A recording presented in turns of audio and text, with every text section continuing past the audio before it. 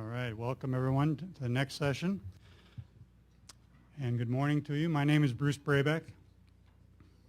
I'm a board member of the Pipeline Safety Trust, and I've been involved with the Pipeline Safety Trust since its beginnings. And that's because my 18-year-old stepson, Liam Wood, died as a result of the Olympic pipeline rupture and explosion that occurred in Bellingham in June of 1999.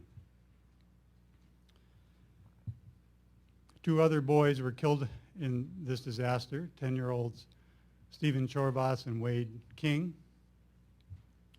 And in addition to the deaths of these three boys, the rupture and explosion of this gasoline pipeline devastated Whatcom Creek, which is a creek that runs through the center of town, and it caused millions of dollars of property and environmental damage along the sides of that creek.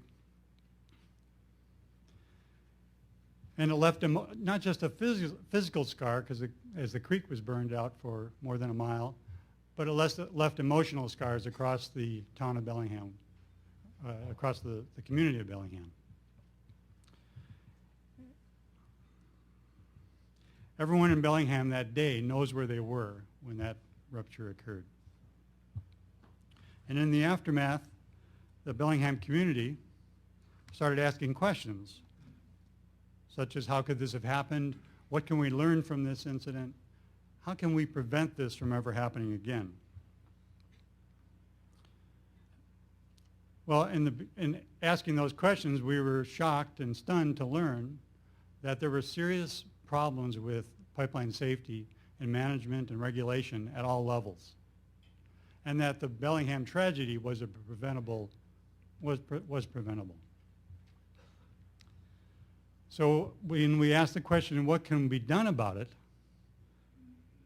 What can we do to prevent this from happening again, from having other families and communities experience what we did in Bellingham?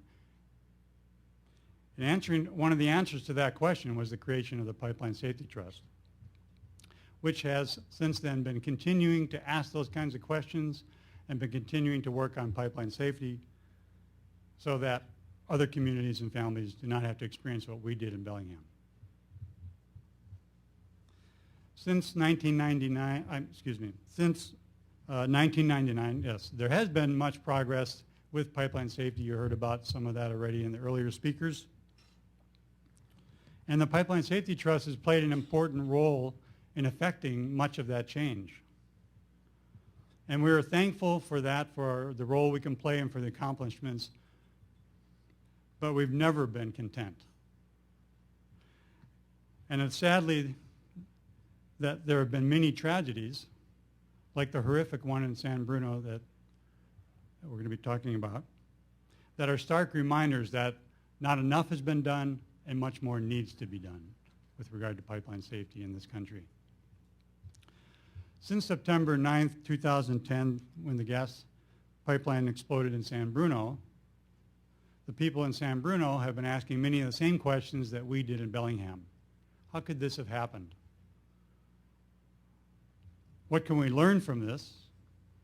And how can we prevent this from ever happening again? And I am honored to be introducing our panel members today. And I personally offer them my gratitude and my heartfelt support, because I know how difficult it is to be thrust into the role of being a pipeline safety advocate. It's not something any of us asked for. I look forward to the comments of our panelists today, and I look forward to their continued partnership with the Pipeline Safety Trust as we all work together to ask those necessary questions and work to improve pipeline safety. One of the panelists today was not able to make it, and we're going to start with Congresswoman Jackie Speer, who is not able to come today. She's in Washington, needed to be in Washington, D.C. these days, and so instead was able to put together a video that she has sent. And Jackie is the U.S. Representative for California's 12th Congressional District, which includes the community of San Bruno, and here's what she has to say for you.